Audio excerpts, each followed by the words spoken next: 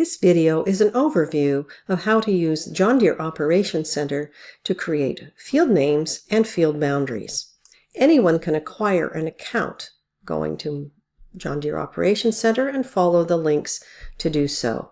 Once you have a login and password set up, you log into your Operations Center, navigate into the Operations Center main menu, and find the Operations Center on the left-hand side. You will notice there's a whole host of other things you can do here, but we're going to concentrate on this one aspect.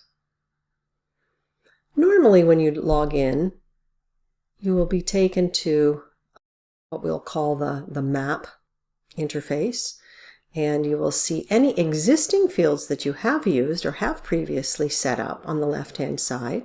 In this case, this operation has two fields that have been set up, one that the name is there, but no map has been created.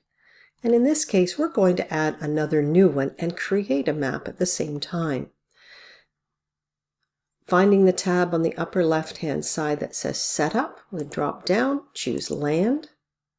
When we go into the Land menu, there's two ways of looking at it. On the left-hand side, we'll see a list that can either be the map or a table version. I'm in the map. We'll look at the table, and it simply shows that same information, but in list form.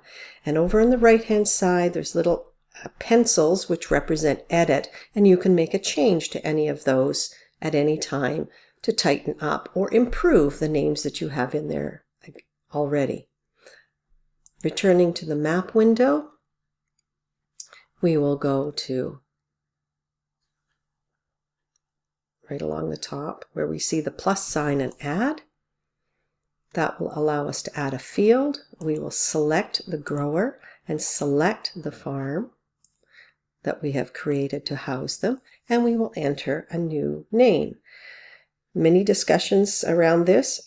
Make sure you have a little bit that tells about the grower, then the field that you call it commonly, and perhaps a road reference, something that's additional to that. If you type a long name, you will notice that right below that entry, it'll say shown on display as, and it will show where it's going to cut off if you send this to a John Deere monitor. So in most cases, keep it as short but instructive and complete and unique as possible, and it may require some planning. Once you have done that, say save, and that new field name is available, and it sort of is presenting you with the menu ready to create the boundaries. We can stop right there, add another field name, or again from the top left menu, those are the field details. We're going to choose boundaries.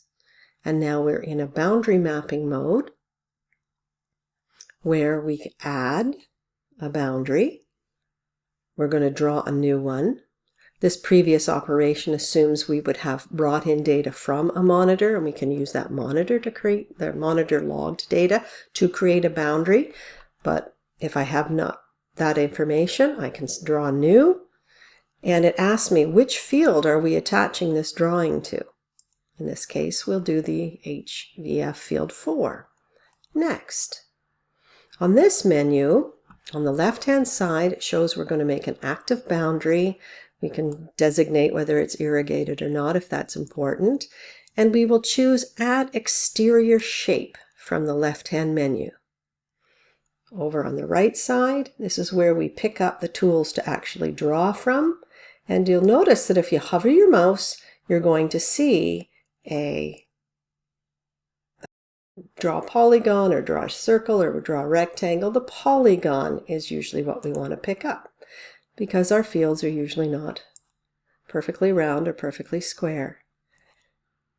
The first start, we just use our left mouse click to create a point anywhere along that line. And to turn corners, we make little short clicks to draw around curves. When we get back to the beginning, we simply click on the beginning point, and I'm using my roller ball on my mouse to zoom in to see the initial sketch.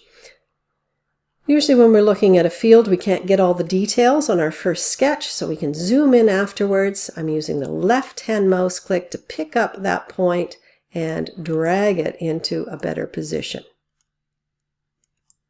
So it's click and drag, and if you make a mistake or you're not happy with that new point, you can use from the right-hand menu, there is an undo, and we can return to the previous location. We click on the line again. Every little point that we made along the line we can pick up and again fine-tune so that we are happy with the location that we made. If there are interior areas, from the left-hand menu we can say add interior shape, and this would allow us to draw around an area that might have a pond or a non-cropped area, rock outcropping, grass waterway, something that we want to remove from the croppable area. And we have two choices. It can be at passable, meaning you can drive through it, interior, or it can be impassable, and it would shut off the implement or indicate that that entity was to be avoided. Once that is complete, we simply say save, and that will become our new boundary. For fields that have multiple pieces that are cropped together, adding another exterior shape would allow you to add another field piece, picking up the polygon, drawing the other field piece, even though they are separated by laneway or hedgerow or any other feature. We are indicating to the program that these two field pieces are to be cropped together. When we're satisfied, we hit save, and that field has been added to our list of field names. If we were to return to the original map tab, or the next time we enter John Deere Operations Center, we would notice that our field list has been updated and that new field with that new field boundary has been added to our active fields list. For more information, always find the Help button that is provided on every page of the Operations Center and get familiar with it. It will have many resources that will answer questions about field names and boundaries, as well as all of the other rich features that are provided as part of this online account.